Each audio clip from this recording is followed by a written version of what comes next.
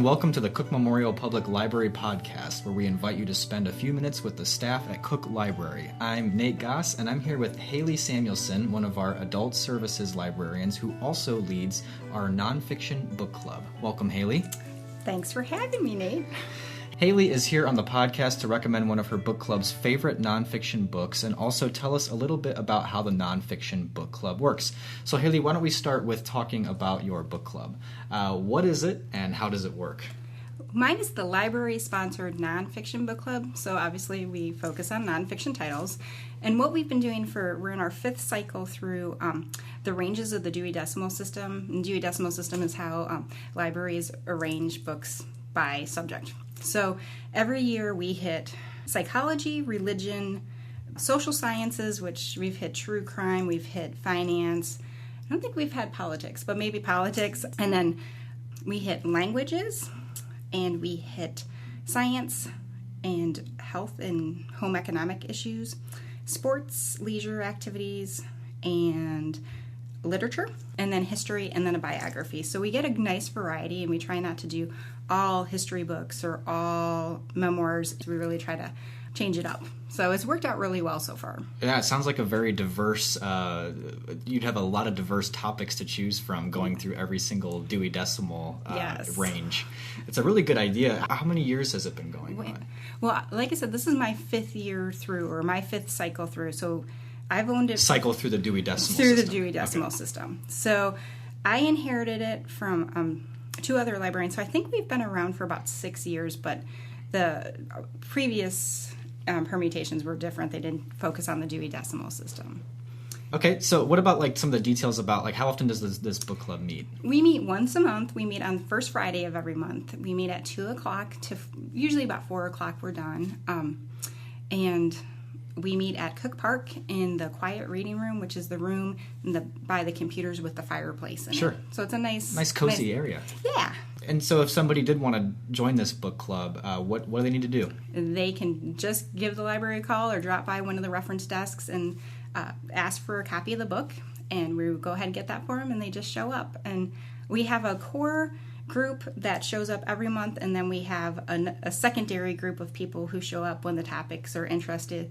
They're interested in those topics, or their schedules allow. So we're really, and that's okay. Oh yeah, absolutely. We're really loose. We're really kind of go with the flow. We have great members. They're all really super interesting people. They're really diverse, which helps with the nonfiction aspect, I think, and they kind of self-select. But they also take the books seriously. So pretty much every month, I can't even think of a time when somebody came in and said I didn't read the book. One thing I did want to mention when we're talking about the diversity in the books, I spent about 6 months trying to pick 12 books. And I start with books that made best of lists. You see those every November, December, New York Times, Amazon, all those best books of the year. And then I go to real readers and see what their reviews are. So everything we've read is really readable, really accessible. So I don't want people to feel nervous like, oh, I can't possibly handle. Like if someone just reads fiction and nonfiction sounds like a total turnoff, you're picking stuff that should be very fun to read. Exactly. Yeah. A lot of them read like novels. You forget that you're reading nonfiction, but you learn a lot of things. And then when you learn these random facts, then you tell everybody, and then they think you're really good at trivia. So yeah. So that's just an aside. So it's a way to just be smarter than everybody you know. Exactly. Who doesn't want to do that? Yeah, it's great cocktail party fodder. Exactly. Great. Well, it sounds like a great club. Why don't we go ahead and shift gears into your book pick for this week on the podcast? What's the book that you think everyone listening to the podcast should consider reading? The book I chose to talk about, everybody in the club really liked it. So I should back up and say this is a book that you did for your book club. Yes. And so it's been vetted. Yes. By your club. Exactly. We did it in March. And the reason I picked it is because this author is super hot right now. He just won the Pulitzer this year. He won the National Book Award, and it's Anthony Doerr. And he wrote All the Light We Cannot See. So the title of the book is called 4 Seasons in Rome, on twins, insomnia, and the biggest funeral in the world. And this is actually 10 years before All the Light We Cannot See. It's this memoir of him 10 years before he wrote it, because All the Light We Cannot See is the settings in World War II for that. Yes. So this is very different. Yes, exactly. But Anthony Doerr is writing this 10 years before he wrote All the Light We Cannot See. And the book he's working on in this book is All the Light We Cannot See. Okay. So it's pretty interesting tie-in for huge fans of that book. Sure. What happens is he and his wife come home from the hospital with their newborn twin boys. And they check their mailbox and they realize that somebody else had nominated Doerr for this really prestigious award from the American Academy of Arts and Literature. And it's the chance to go study in Rome for one entire year at their institute there. And so it's kind of an artist colony, but it's people working on all different walks of life that are art, literature.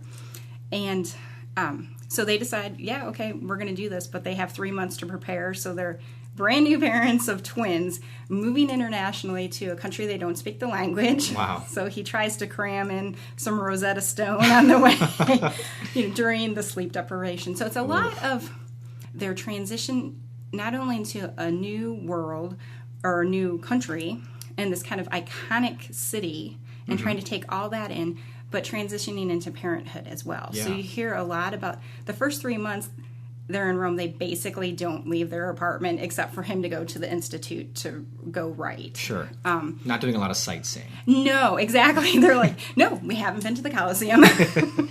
But then as they acclimate to Rome, it's kind of his adventures, kind of his musings.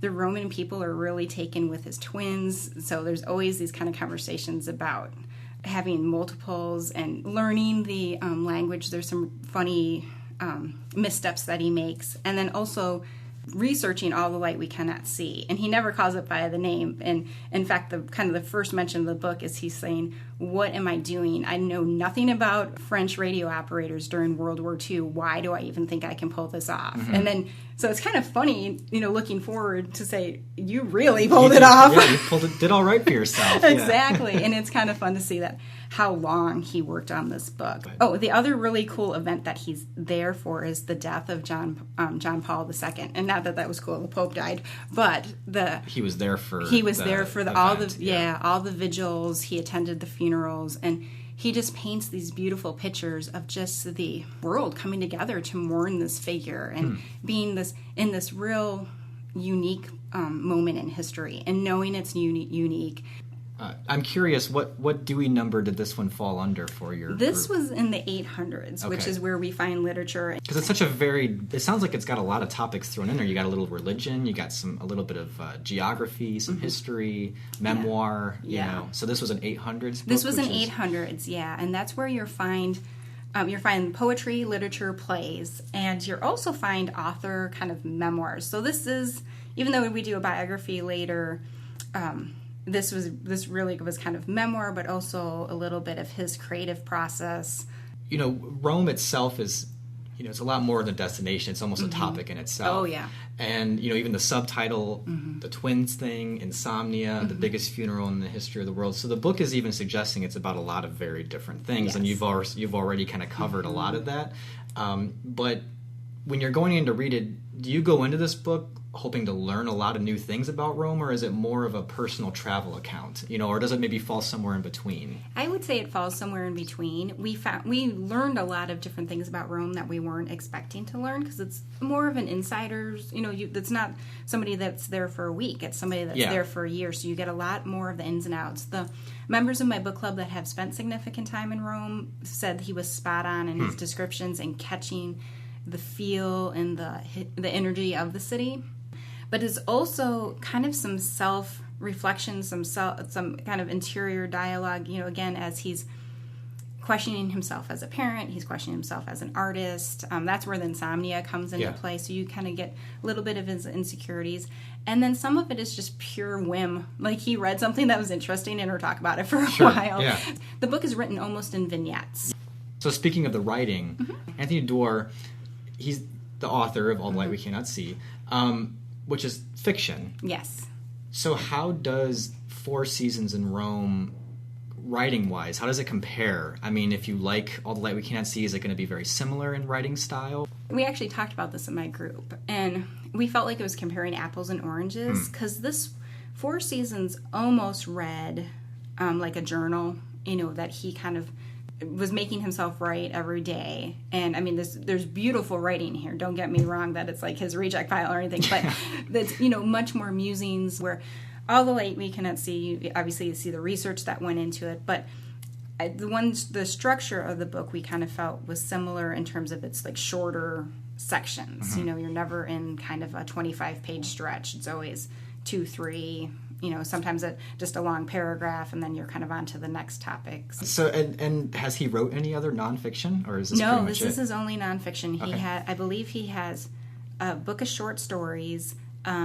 I know he has a book of short stories, and I believe 2 novels. And we do have the book of short stories, and that short story he also spends a lot of time writing in 4 Seasons in Rome. So it's just kind of fun to walk alongside of him during his creative process and then get a glimpse into the process. Sort of. And see the result. Very cool. Yeah. Well, thank you, Haley. I just want to thank you for coming on the podcast and sharing a little bit about the group and about 4 Seasons in Rome. Thank you for having me. I really love talking about this group because it's just a really fun Sounds book like a club. lot of fun. And this was a great book, especially for Dorr fans. You get to see a little different side of him. Sure.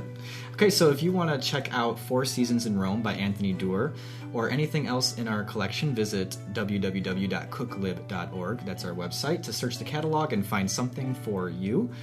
Once again, if you do want to join the library's nonfiction book club, led by our guest today, then just call the library and we'll get you set up with that. What is the next meeting? The next meeting is May 6th. Friday, May 6th. And so you've got plenty of time to read the book.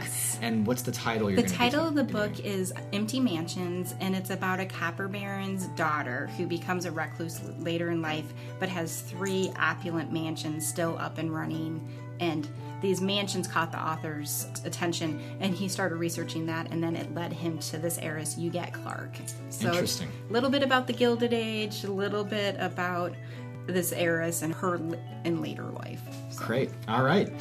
So definitely check that out and get signed up. Don't forget to visit Shelf Life, the library's blog, where we blog regularly about books, movies, music, genealogy, and local history. That blog can be found over at shelflife.cooklib.org. If you'd like to get in touch, send us an email, webmaster@cooklib.org. And don't forget to share this podcast with your friends. Maybe even leave us a good rating on iTunes. We'll be back soon, but until then, keep reading, keep watching, and keep listening.